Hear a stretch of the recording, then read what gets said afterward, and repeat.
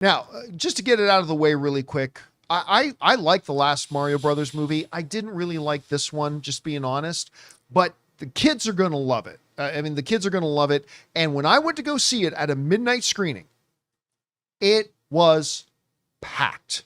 I couldn't even get tickets to the Dolby Prime screen. I thought like at midnight, I'm going to be able to get tickets, right? Couldn't even get tickets in the Dolby Prime. It was already sold out. We're practically sold out. There was only little single seats around. I was trying to get tickets for me and Ann. Looked at the IMAX screen. No good seats left in the IMAX. It wasn't sold out, but no good seats left. So I ended up getting tickets for the AMC XL screen. And there were a lot of tickets left, but by the time Ann and I walked into the theater, it was a full house.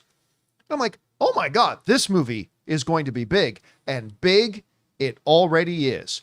Because according to Deadline, the Super Mario Galaxy movie made $34 million on its opening night.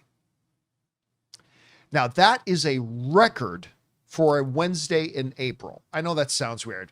It's the most, with a date with the number 2 in it falling in a September on an odd year. Yeah, but still, think about it. April tends to be a spring break month. April can be a big month. 34. Now listen, there are a lot of movies that would kill to make $34 million on their opening weekends.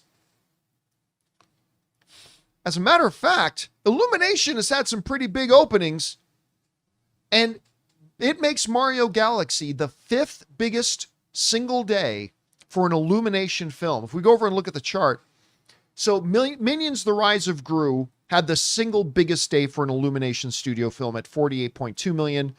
2015 Millions had a $46 million single day opening.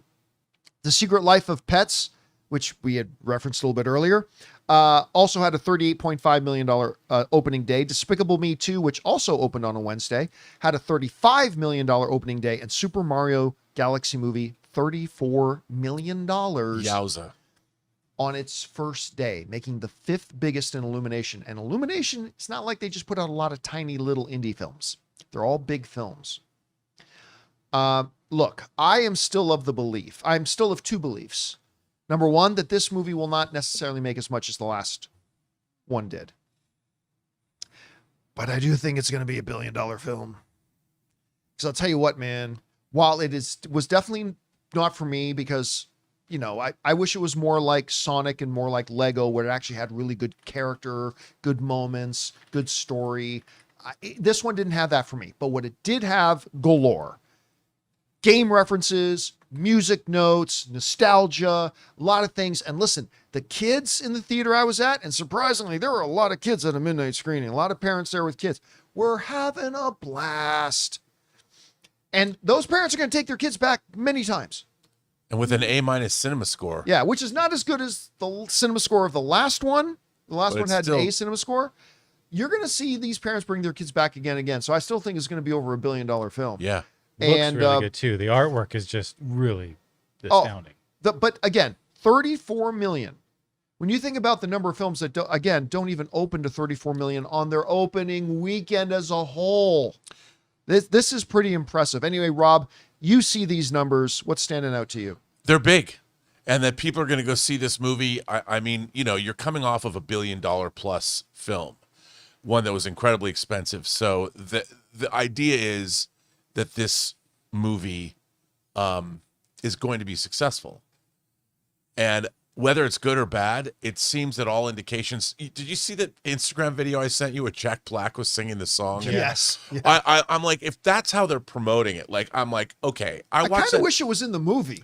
I know. I watched that song and I'm like, there's an Instagram video of Jack Black singing a song with the real cast, put it together. It's a funny song. And I watched that little bit and I'm like, this makes me happy, you know? And I'm like, I think people are just like, we can argue all we want about the characterization and the storyline and all that. I just don't think it's going to matter. I think, as you pointed out, dude, like I said, midnight, 3 screens, all practically sold out. People are going to go because what do you expect from a movie called Super Mario Galaxy? I'm not getting Shawshank Redemption. That's not what I'm getting. I'm getting Super Mario Galaxy. And if it delivers, it delivers. I mean, people are going to watch it. I don't think anyone's going to mistake it for the greatest animated film ever made. but I think it's going to be huge. I'll ask you, John, how much is it going to make this weekend? I'm going to say 120. Easily the biggest of the year so far. Easily the biggest of the year so far. So I'm going to say 120. Might go north of that. Yeah, I'm going to say like if the audience that I saw it with is any indication, it's going to be a big number. I would say that's a good number. I think that's conservative, actually. I do too. I think it's going to be north of 120 because. Now we're talking opening weekend, not opening 5-day. Right. Yeah. Oh, well, you want to take I'm talking Friday, Saturday, Sunday. Okay, yeah. So it's opening weekend proper. Now, if we're talking opening 5-day weekend, I'll go 150 north. But if it's opening weekend proper, I'll in that stick case, at 120. 110, 115. Yeah, three so I'm going to day. say about. I still think 120. Yeah, it could be 150 for 5 days. I think it's going to be bonkers, whatever it is. And you know what? Maybe AMC stock will go up.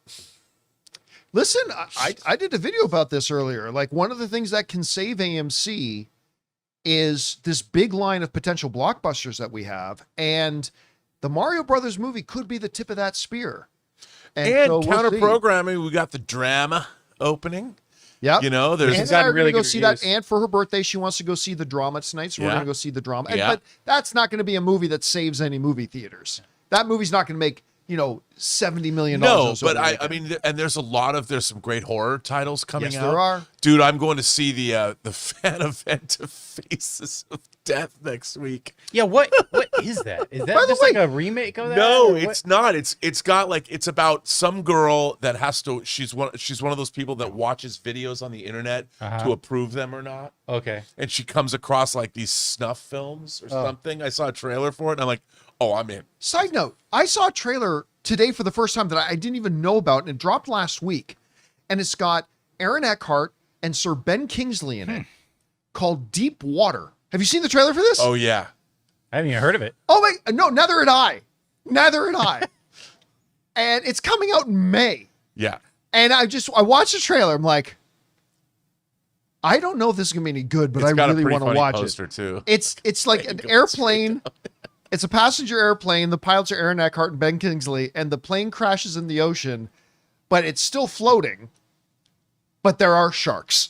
And now they got to fight. With laser beams. So number one, you're having a bad day. You got to survive the plane crash. And the number two, you got to survive the sharks. It's Airport 77 meets Deep Blue Sea. By the way, AMC is up about 6%. Yeah, I can't wait to see this. Anyway, guys, we're getting off on a rabbit trail. Question is for you.